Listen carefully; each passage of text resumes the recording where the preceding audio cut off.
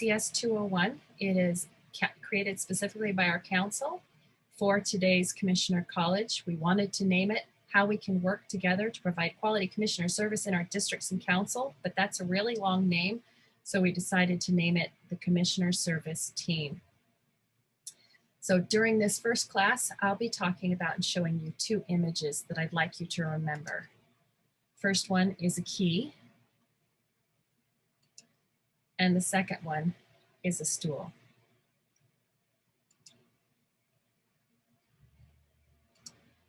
I'm also going to talk a little bit about the big picture of Commissioner Service and review some of the basics, such as the 3 types of commissioners, the 5 areas of focus, and then what I'd really like to spend the majority of our time on today, not only in this class, but also in your breakouts, is to talk about how we can all work together to provide great commissioner service to the units within our districts and council. And in today's breakouts, you will cover at least 2 of the 5 areas of focus and dig a little deeper into how you can help the team. First, I'd like to go over a little bit of history of commissioner service quickly. This image that you can see on your screen is an article that you can find on the national website easily if you'd like to read more about it. But I'd just like to highlight a few things. The position of commissioner is one of the oldest positions in scouting and is in fact the origin of the professional scouting positions, which is why the wreath of service is a part of their patch as well. This wreath is a symbol of unending service rendered to units. As the BSA councils grew larger and more help was needed, the councils began to divide the workload into manageable districts, and the district commissioner structure began. In the 1930s, a need for unit-serving commissioners was apparent. The workload on district commissioners and deputy district commissioners was just too much, and a more personal touch was needed. So the position of neighborhood commissioner was created to fill this gap. These neighborhood commissioners would usually serve only up to 4 units. By the 1970s, the terminology changed, as did the structure. Neighborhood commissioners were now known as unit commissioners and served only a maximum of 3 units. All deputy positions were changed to assistant, and commissioner service as we know it today began to take shape. In the BSA, there are many positions that include the word commissioner in them, but they can all be classified into 3 types: unit commissioners, roundtable commissioners, and administrative commissioners. Let's start with the administrative commissioners. There's a national commissioner, regional, and area commissioners along with their assistants, but most of us will have very little contact with them. I feel it's important for us to know that these additional resources are there to help. The administrative commissioners that most of us do need to get to know and know what they do are those at the council and district levels. Each BSA council has a council commissioner and various assistant council commissioners to help spread the workload. For example, I am the assistant council commissioner over Commissioner College. There may be an assistant council commissioner over training, assistant council commissioner over roundtable, assistant council commissioner over commissioner tools, whatever the council commissioner feels is needed. And it's very similar at the district level. Each district will have a district commissioner who leads the commissioner staff, and they may have any number of assistants or ADCs who help in various ways as determined by the district commissioner. There might be an ADC over roundtable, an ADC over training, an ADC over a certain geographical area, or over a certain number of unit commissioners. Not all councils or districts will be the same. Each will be set up just a little bit differently depending on the number and types of units, the geography, and any other factors specific to that district or council. Next, we have roundtable commissioners. While ultimately roundtable falls under the district commissioner, or possibly the ADC over roundtable if the district has one, there should be specific individuals that oversee each program area or each scouting family. These individuals are the ones who actually plan and execute roundtable, and they will be registered as roundtable commissioners. Most districts should have a Cub Scout roundtable commissioner, a Scouts BSA roundtable commissioner, and a Venturing roundtable commissioner. And each of them will have a varying number of assistants depending on the specific needs and structure of the district. Perhaps no other member of the commissioner service team has a more important or demanding responsibility as a unit commissioner. A unit commissioner should be a friend, a coach, and a counselor to the unit leaders. Unit commissioners often operate quietly and generally in the background. Each unit commissioner should be assigned to work with specific units, and they should work especially close with the key 3 of those units. How many units will be dependent on a number of factors. And this is where the majority of commissioners will be registered within the district. A number of years ago, a list was made of all the things that we as commissioners do. Some things were small, easy, and simple, and others were more important or just more time consuming. In the end, the list was very long. So they boiled it all down to 5 main areas that we as commissioners need to focus on. Supporting unit growth and retention, contacting units, linking the unit needs with the district resources, supporting a timely charter renewal, and delivering effective roundtables. Now that we've covered who commissioners are and what they do in general, the big question that I'd like to introduce and I'd like you to think about today is how. How can the 3 different types of commissioners, by focusing on those 5 areas of commissioner service, all work together as a team to help the unit succeed? I'd like to propose to you today that one key component is communication. And how is it that commissioners can communicate effectively? Commissioner Tools. Commissioner Tools is a program provided by the National BSA that allows us to record and store important information that can be viewed by multiple people and used in multiple ways. So who can access Commissioner Tools? Unit commissioners, administrative commissioners, roundtable commissioners, and professional scouters. So if your badge of office or position patch has a commissioner wreath on it, you can, or at least should, have access to Commissioner Tools. If, when you log into My.Scouting, Commissioner Tools is not one of your options, you are not registered as a commissioner. Just remember that Commissioner Tools is the key to the teamwork part of commissioner service. And where and how do you access Commissioner Tools? Like I just said, Commissioner Tools can be currently accessed in 2 ways: on the internet at my.scouting.org or with the mobile app My Scouting Tools. Not to be confused with Scouting app that connects parents to Scoutbook. Personally, I find that I use both methods. There are some functions that I find easier with the app and other features that I like to access through the My.Scouting website on my computer. For example, I find the app to be the quickest and easiest way to enter a simple assessment for a unit to which I am assigned. In fact, if I'm not in a hurry, sometimes I will make that report on my smartphone while sitting in my car after the meeting or visit is over, while everything is fresh in my mind and before I drive home and have other things or people wanting my time and attention. However, if I want to run a report or look up information, I tend to wait and do that on my computer through the website. It's really just a matter of access and personal preference. There is lots to learn and know about Commissioner Tools, and that's not really the focus of this class, but I do want to mention that if you want to learn more about the details, or maybe you just need a refresher course, you can find a Commissioner Tools learning plan on My.Scouting. Do you still remember those 2 images I wanted you to remember?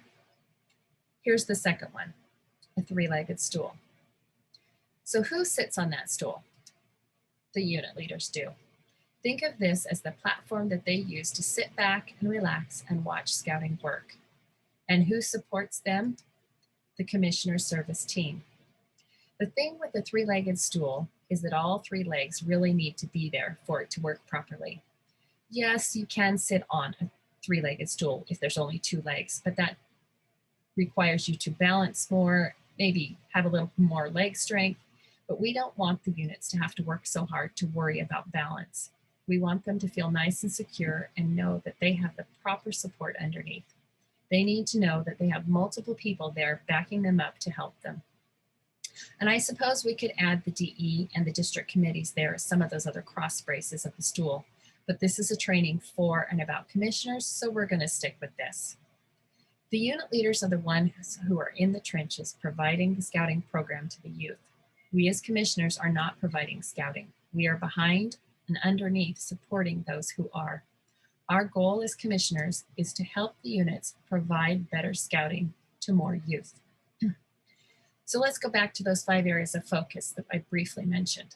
And I want to talk about how each leg of that stool or each commissioner type can help.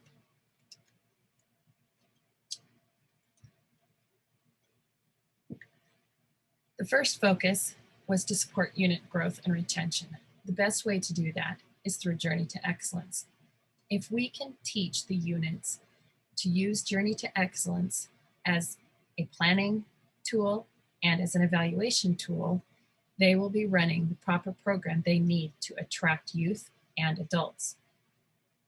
So a unit commissioner might help teach them about Journey to Excellence and make sure that they know where it is. And when you do a detailed assessment with them, you're going through the major parts of the Journey to Excellence and kind of evaluating where they are. As an administrative commissioner, you might plan a district recruitment night or share recruitment ideas and resources to help that unit recruit more youth. A roundtable, make sure you mention Journey to Excellence often. Make sure you teach Journey to Excellence and support the unit commissioners in their efforts as well. The next goal is contacting units. There's various ways to contact units. Sometimes it's in person, sometimes it's over the phone, it might be via email, it might be text. But a commissioner's core task is still to make meaningful, significant contacts with the units throughout the year. The unit commissioner will contact the unit directly in lots of different ways. But the key is to then make a report and to make notes in commissioner tools. If you're going to the unit commissioner breakout, you're going to have a whole class about this. An administrative commissioner may also contact units.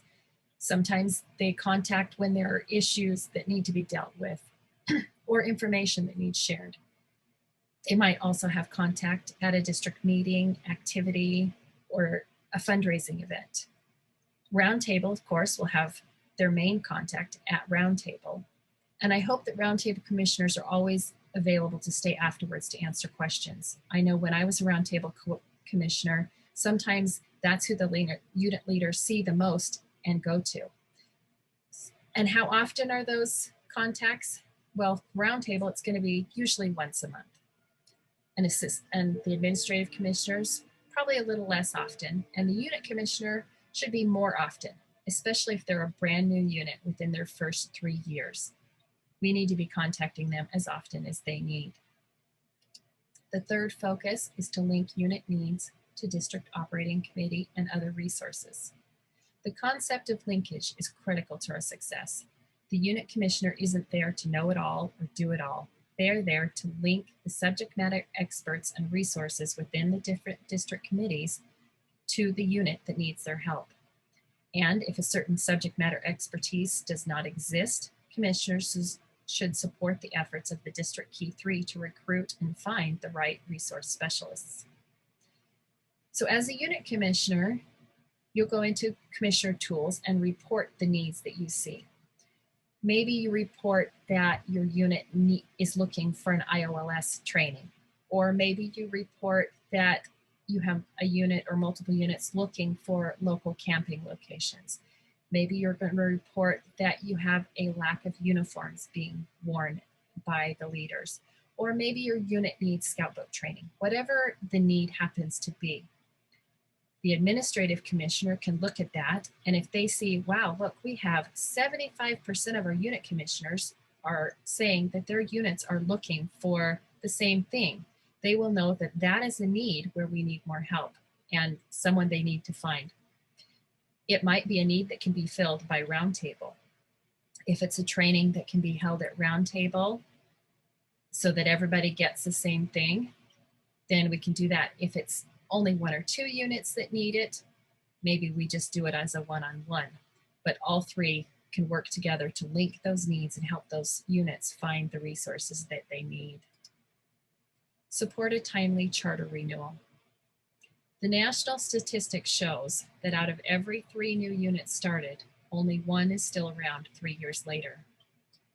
In our council right now, we have a lot of new units. And a quality program attracts youth and adults. So we want to make sure that these units survive past those 3 years, as many as possible. And part of that comes with charter renewal and making sure that it's done on time.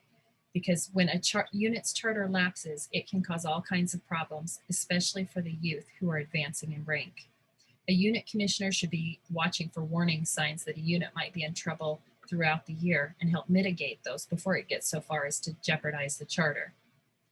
Administrative commissioners should be providing timely training and materials for rechartering, including clear instructions and deadlines. If you're attending the administrative commissioner breakout, you're going to be getting some great training on that today. And Roundtable, again, is a key part of the training aspect in helping the unit leaders understand that recharter happens and what they can do to help and make sure that their training is up to date, their registrations are up to date, and everything is easier for the unit to complete that recharter. And the 5th focus is delivering effective roundtables. Often we think this is the Roundtable Commissioner's job.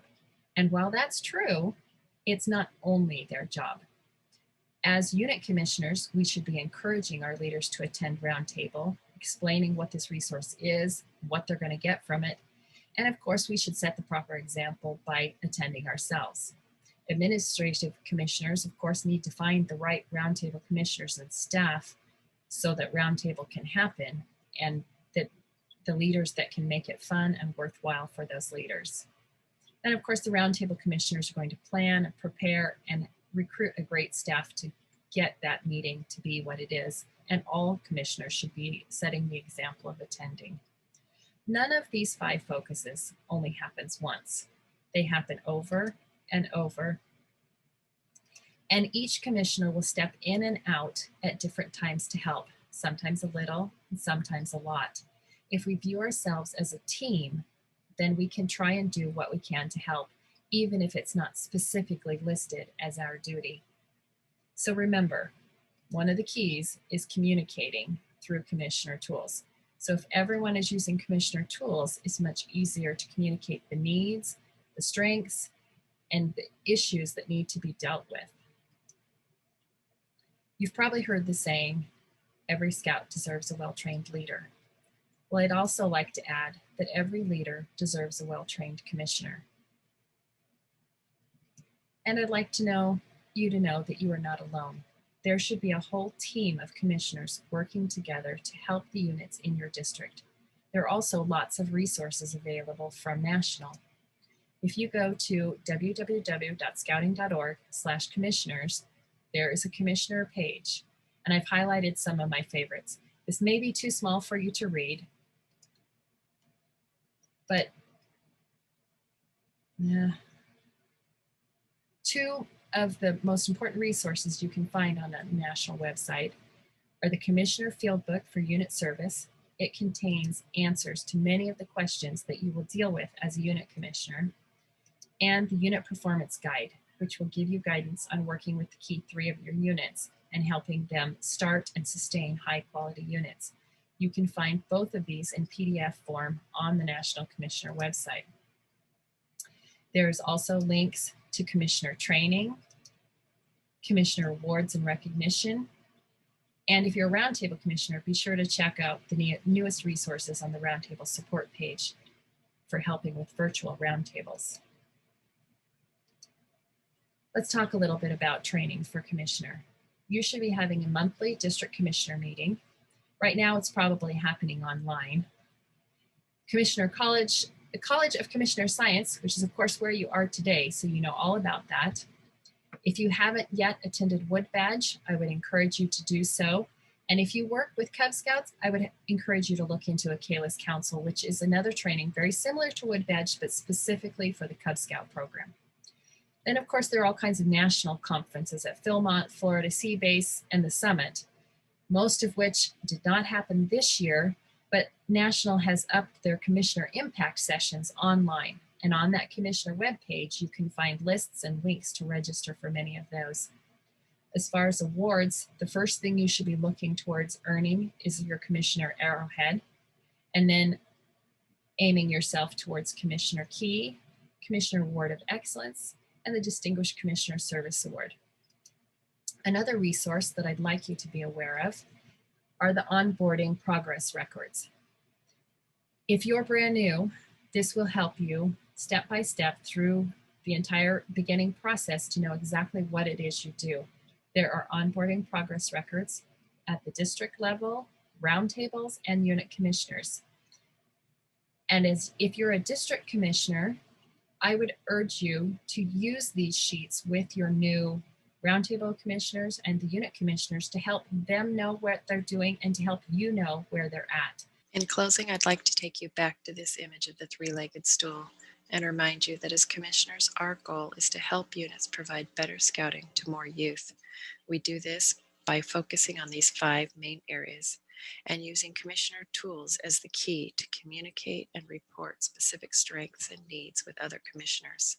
When used consistently, it can give us a quick look at how things are going in the district and council and can help us understand how we can better organize ourselves to provide great commissioner service to the units.